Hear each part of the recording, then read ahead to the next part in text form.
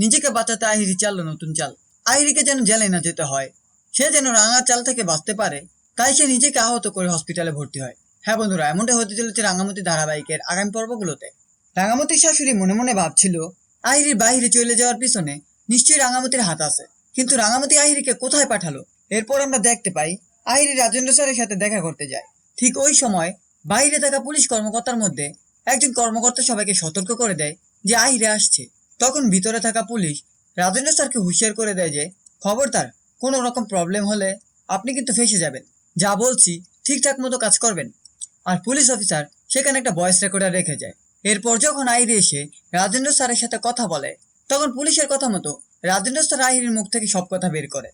Rajendra sir আহিরিকে বলে, তুমি আমার কথা মতো ডায়মন্ড পাচার করতে, আর আমি তোমাকে লাখ লাখ টাকা দিয়েছি।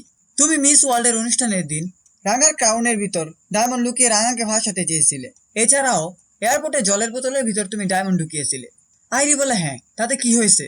তখন রাজেন্দ্র বলে, হ্যাঁ, সমস্যা তো ওখানেই হয়েছে। পুলিশ এখন আমাকে সন্দেহ করছে। তুমি রাঙার সাথে শত্রুতা করে পুলিশের চোখে সন্দেহ তৈরি করেছ।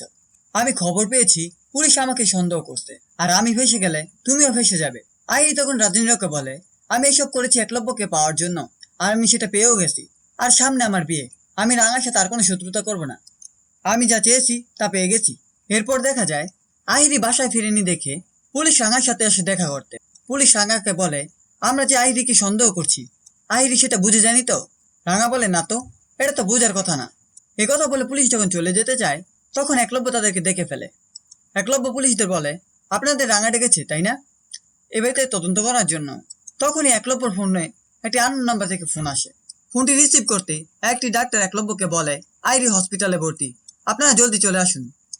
আর সবাই হসপিটালে ছুটে যায়। হ্যাঁ বন্ধুরা, এমনটাই হতে চলেছে রাঙামতি ধারাবাহিকের আগামী পর্বে। ভিডিওটি ভালো লাগলে চ্যানেলটি সাবস্ক্রাইব করে পাশে থাকা বেল আইকনটি অন করুন।